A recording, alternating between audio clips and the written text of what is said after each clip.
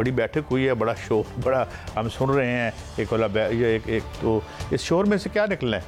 बिस्मिल्लाहिर्रहमानिर्रहीम। काई साहब, इसीलिए हम अक्सर कहते हैं कि सियासत में अगले लम्हे क्या होगा इसकी प्रेडिक्शन करना नामुमकिन है, मुश्किल नहीं। आज से महीना पहले या 2 माह पहले कुछ तसव्वुर कर सकता था कि शहबाज शरीफ परवेज़ लाई साहब के और शुजात साहब के घर जाएंगे, या इमरान खान साहब शुजात साहब और परवेज़ लाई के घर जाएंगे? सियासत में कब गिरगट की तरह रंग बदले जाते हैं।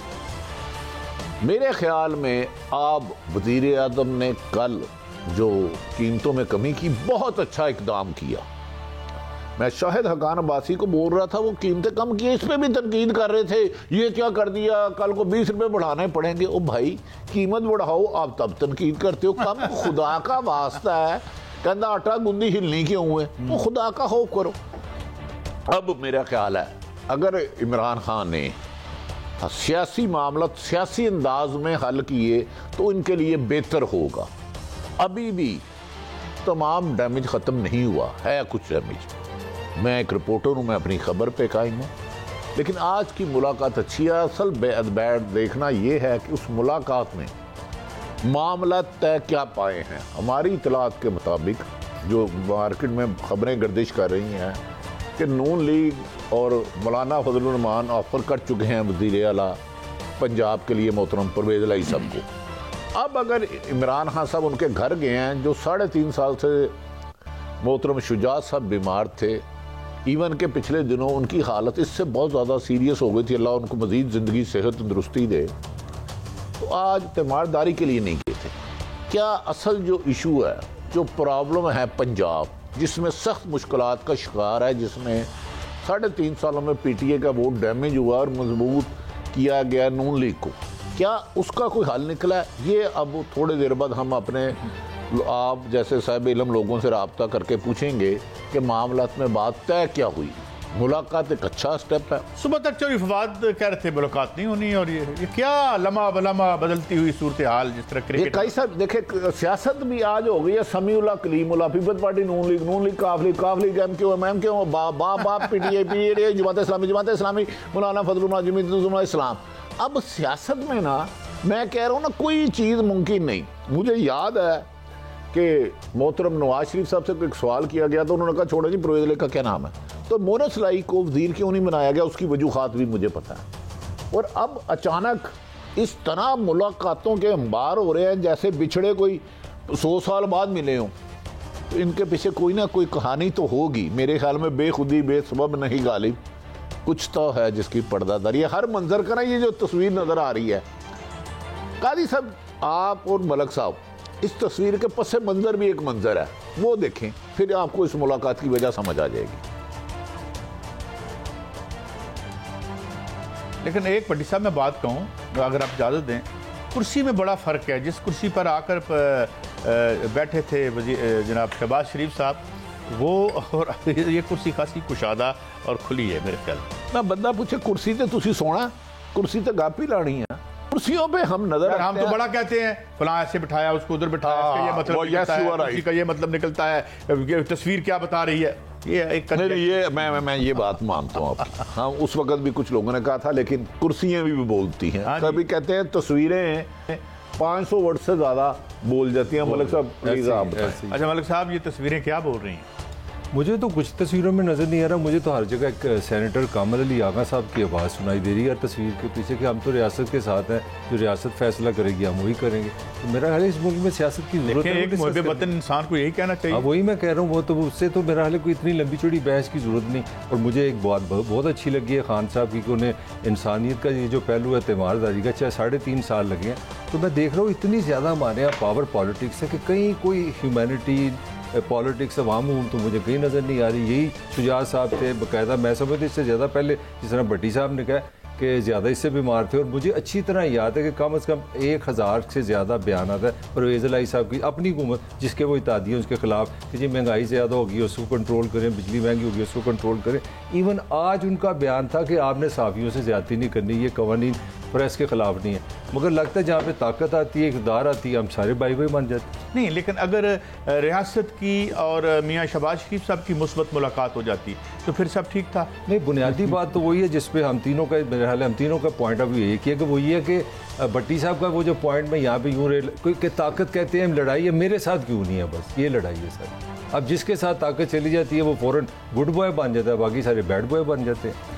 तो अच्छा भट्टी साहब, अभी आप ये कह रहे हैं कि हतमी खबर इससे निकल के आनी है, मगर कुछ हल्के ऐसे आते हैं कि कुछ हल्के ऐसे हैं, मैं अभी देखे ना, हम ज़रा कंजेक्चरल न्यूज़ देते हुए डरते हैं, हालांकि वो बड़े अहम हल्के भी हैं। वो कहते हैं कि मामलात आलमोस्ट तय हैं पीटीआई के और चौधरी साहबान के। देखें, मेरे ख्याल में या ये बिफोर अभी यानी वक्त है ये इस पे हम नहीं, अभी कुछ प्रेडिक्शन करना मुश्किल है। ठीक है। जो आम तासुर था, कल जब इस्लामाबाद थे तो चौधरी साहबान से मुलाकात शेड्यूल का हिस्सा थी, जो इनका स्केड्यूल बनाता है, मेरी उनसे बात हुई। आज फवाद चौधरी साहब वज़ीर इत्तलात मोहतरम ने फरमाया कि नहीं जाएंगे। अब मुलाकात फिर दोबारा हो गई, लेकिन क्या जिस मकसद के लिए ये मुलाकात हुई वो मकसद अचीव हुआ कि नहीं? क्या देखना तो ये है कि इन फ्यूचर काफ लीग हुकूमत के साथ चलती है या अपोजिशन के साथ चलती है। देखिए, असल पॉइंट तो ये है, क्योंकि मेरी इत्तलात के मुताबिक आज काफ लीग की जो तारीख है उसको मद्देनजर रखते हुए बताइए कि वो अपोजिशन में ज्यादा कंफर्टेबल होती है या हुकूमत में? ये सब जमातों की यही तारीख है। कुछ लोग कहते थे इलेक्टेबल नहीं लेंगे कभी भी, इसमें एक हिस्ट्री है, मैं इसके बैकग्राउंड में बहुत ज़्यादा नहीं जाऊंगा। लेकिन चाहिए सब मेरी इतला है, इमरान खान साहब वज़ीर आज़म को जो उनका हक है, वज़ीर आला जो मर्जी बनाएं, ये उनका कानूनी हक है। बहुत अरसे से अहम लोग भी कह रहे थे कि सर पंजाब डिलीवर नहीं कर रहा, पंजाब डिलीवर नहीं कर रहा। ऐसे हालात में नून लीग को ज़्यादा ताकत मिल रही है, जबकि इसको कमज़ोर होना चाहिए। आप इस बात को तस्लीम करें कि ना करें, अगर जो नहीं सियासी ना देखे, जब आप या मजबूत होती है वो मजबूत हो। गुजारिश है कि जब आप हुकूमत के एंड पे होते हैं तो आपको देने के लिए बहुत कुछ होता है, गुड गवर्नेंस दे सकते हैं। अदल की खबर बताएं, कौन से वफाकी वजीर ने इमरान खान साहब को कन्विंस किया है? कुछ खबरें ऐसी भी आ रही। इसमें मेन किरदार शेख रशीद साहब का है और दो और वुज़रा हैं। इमरान खान साहब इधर आना भी नहीं चाह रहे थे, मैं आपको ईमानदारी से बता रहा हूं, फिर खबर पे आ जाते हैं। और जहांगीर तरीन को फोन भी नहीं करना चाह रहे थे। आज जहांगीर तरीन साहब से मेरा राब्ता हो गया लंदन, अल्हम्दुलिल्लाह। उनकी सेहत पहले से बहुत बेहतर है, माशाल्लाह, अल्हम्दुलिल्लाह। काजी साहब देखिए, सियासत में ना अना और मैं नहीं होनी चाहिए, किसी मैं तो वैसे ही नहीं होनी चाहिए, अकड़ के नहीं होती। एक सिंपल बात है, अगर मैं काजी सईद साहब की वजह से वजीर आज़म बना, काजी साहब के 5 वोट है, 8 वोट है या 10 वोट है, वो एक अलग डिबेट है। काजी साहब ने वोट दिया तो मैं वज़ीर आज़म बना, तो मेरा भी फ़र्ज़ है मैं काजी साहब के साथ मुशावरत करूँ अहम इशू पर। तो इमरान खान साहब बाजिद थे रशिया जाने से पहले भी। 3-4 वुज़रा ने खान साहब से कमो बेशतर 1 घंटे से ज़्यादा आर्गूमेंट की कि सर इन हालात में हमारी हुकूमत नहीं बच पाएगी, आपको इत्तेहादियों को साथ लेना होगा हर हाल में। उनमें फवाद चौधरी साहब को भी क्रेडिट जाता है। फवाद चौधरी साहब ने भी वज़ीर आज़म इमरान खान को पंजाब के बारे में बहुत सारे खदशात का इजहार किया, और एक नहीं कई दफ़ा किया। मैं अब मिनिस्टर साहब का नाम लेके बता रहा हूँ कि जनाब इन्हें बेहतर करें, इधर फोकस करें। गालबन 144 MNs है, तो ये आप इग्नोर कर रहे हैं, इससे अगला इलेक्शन बहुत डैमेज होगा। अब आप देखें ना, फौरी तौर पे मई में गालबन बल्दियाती इलेक्शन आ रहे हैं। ऐसी सूरत में अगर यही सेटअप रहता है, ये तो इमरान खान साहब का राइट है, अगर बल्दियाती इलेक्शन नून लीग तो डैमेज कर जाती है इनको, तो सारे नाज़म तो उनके आगे, फिर क्या करेंगे? तो मेरा ख्याल है कि वज़ीर आज़म इमरान खान ने दानिशमंदी की है। अब देखना ये है, शहबाज शरीफ साहब के साथ की मुलाकात कैंसिल भी हुई है।